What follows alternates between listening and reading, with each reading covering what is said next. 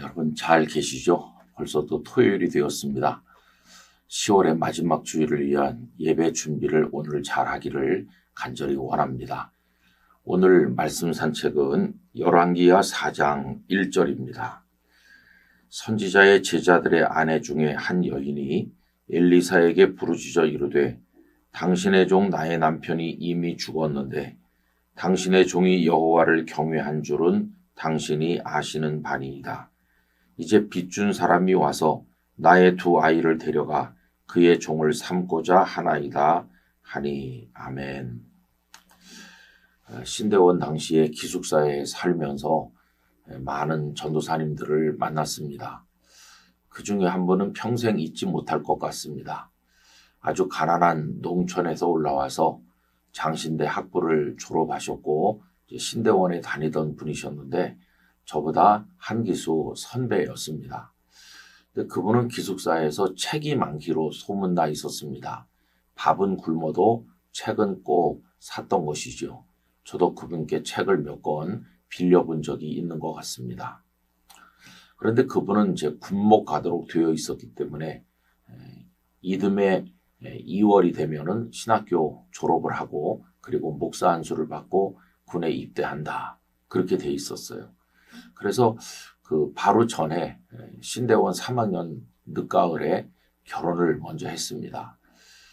그리고는 천호동에 단칸방을 얻어서 신혼 살림을 시작했어요.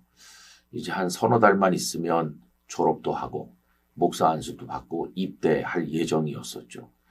근데 결혼하고 한 달이나 지났는지 조금 더 지났는지 결혼하던 해 신대원 3학년 그 해 연말이었는지 그 이듬해 초였는지 제가 잘 기억은 안 납니다만은 갑자기 전도사님이 세상을 떠난 겁니다. 아니 이제 결혼한 지 얼마 안 됐고 이제 곧 신대원 그렇게 가난 중에 고생하며 공부해서 졸업하게 되고 이제 안수받고 군복으로 가셔서 주님을 위해 일할 준비가 다 끝났는데 왜 그때 세상을 떠나는 것인지 아무도 이해하지 못했어요. 장례식에 갔더니 당시 학장이시던 박창한 목사님께서도 말씀을 못하시고 목임에서 울기만 하셨습니다. 여러분 왜 그런 일이 있었을까요? 이제 주를 위해 일할 준비가 다 끝났는데 왜 그분은 그때 세상을 떠난 것일까요? 하나님 왜 앳된 아내만 남기고 그 전도사님을 데려가셨을까? 이 생각을 자주자주 할 때가 있습니다. 여러분 오늘 읽은 본문에도 그 비슷한 내용이 나오죠. 북왕국 이스라엘 영적으로 칠흑같이 어두운 암흑의 때입니다. 다 우상을 숭배하고 하나님을 경외하는 사람이 많지 않던 어려운 때입니다. 그런데 한 사람이 하나님의 사람 선지자가 되겠다고 선지자의 학교에서 제자로 공부를 하고 있었는데 그만 아내와 두 아들을 남기고 세상을 떠난 겁니다. 가난한 선지자의 제자로 살다 보니 경제적으로 핍절했고 빚을 여기저기 많이 지게 되었는데 그 상태로 세상을 떠나니까 이 아내는 빚쟁이들에게 시달리게 되었습니다.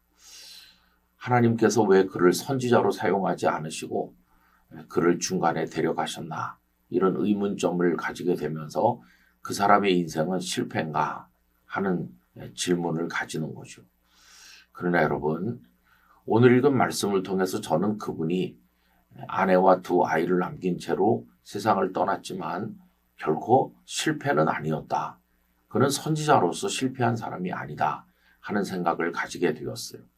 여러분 그 이유를 이렇게 몇 가지 생각해 볼 수 있는데 첫째는 빚쟁이들이 와서 갚지 못하겠거든 두 아들을 종으로 데려가겠다, 팔겠다 이렇게 위협했을 때 그 여인이 엘리사 선지자를 찾아왔는데 찾아와서 한 말이 그가 실패한 선지자가 아니라는 것을 보여주고 있어요. 아내가 이렇게 말하죠. 당신의 종이 여호와를 경외한 줄은 당신이 아시는 바니이다. 여러분 목회자나 또 우리 일반 그리스도인들이 바깥에 나가서는 믿음 좋은 사람으로 인정받을는지 모르지만은 가장 인정받기 어려운 곳이 가정이라고 합니다. 왜냐하면 그의 삶이 다 있는 그대로 드러나기 때문에 목사님들도 아내들에게 인정받는 게 쉽지 않다고 합니다.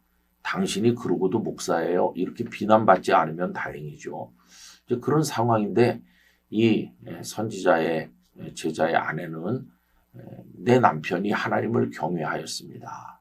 이렇게 말하는 거예요. 아내가 인정하는 사람이었어요. 그러면서 하는 말이 당신께서도 아시지 않습니까? 엘리사도 그걸 알고 있다는 거예요. 그 사람이 진심으로 하나님을 경외했다는 걸. 이러고 보면 그는 결코 실패한 사람이 아니죠. 또 그가 실패한 사람이 아니라는 두 번째 이야기는요. 그 어렵고 위급한 지경에서 그의 아내가 다른 데 찾아가지 않고 엘리사를 찾아왔다는 겁니다. 지난번에 생각한 것처럼 아합의 아들 아하시아가 난간에서 떨어져서 부상을 입고 병들었을 때 그는 하나님을 찾아오지 않았습니다. 바알세북 우상의 선지자에게 사람을 보내서 자기가 죽지 않고 살 수 있는지 아니면 죽을는지 질문했잖아요. 왕도 하나님을 찾지 않고 우상을 찾는데 이 여인은 그 어려운 처지에 엘리사 선지자를 찾아왔다는 것은 하나님을 찾아온 거나 마찬가지죠. 여러분 그 아내와 그 자녀들이 신앙의 울타리 안에 있었다는 걸 알 수 있어요. 나중에 그 엘리사가 이웃에게 다니며 빈 그릇을 많이 빌려라 이렇게 말했을 때 그 빌려서 뭐 하려고요? 이렇게 질문하지 아니하고 순종한 걸 보면은 이 여인은 하나님이 살아계시고 하나님이 돕기만 하면 반드시 그 위기를 벗어날 수 있었다는 걸 믿고 있었던 거니까 이 선지자의 제자는 가족들을 하나님을 경외하도록 만드는 데 성공했구나. 결코 실패한 사람이 아니라는 걸 알 수 있어요. 그 다음에 또 한 가지 이유는 뭐냐 하면 그 아내가 집집마다 다니면서 빈 그릇을 다 빌릴 때 빌려주는 사람들이 있었다는 거예요.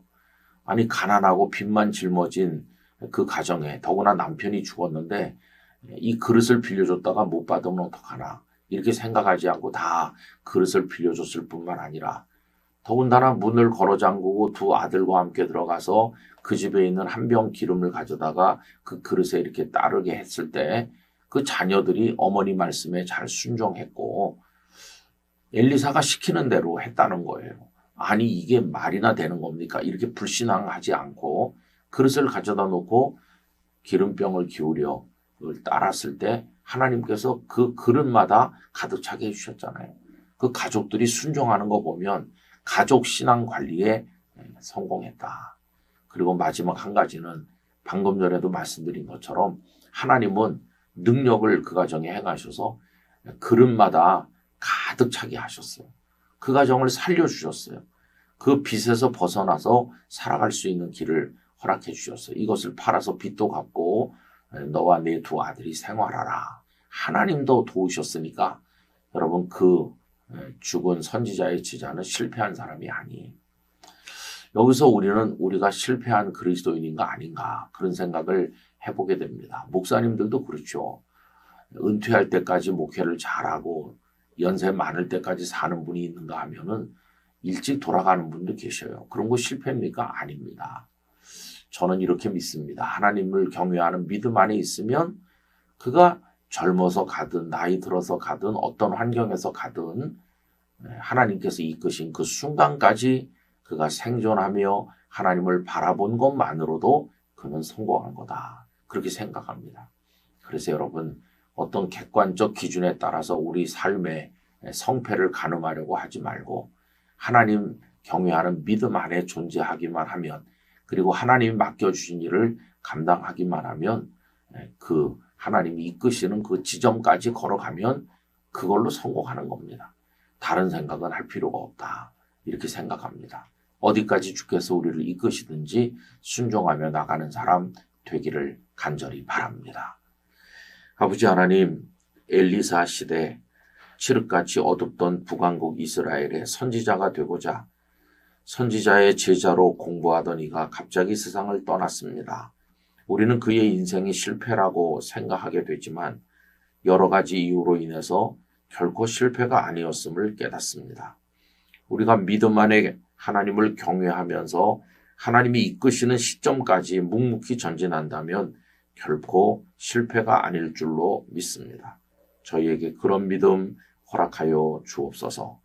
내일 거룩한 10월의 마지막 주일 예배 잘 드리기 위하여 오늘 준비 잘하게 하여 주옵소서. 예수님의 이름으로 기도하옵나이다. 아멘.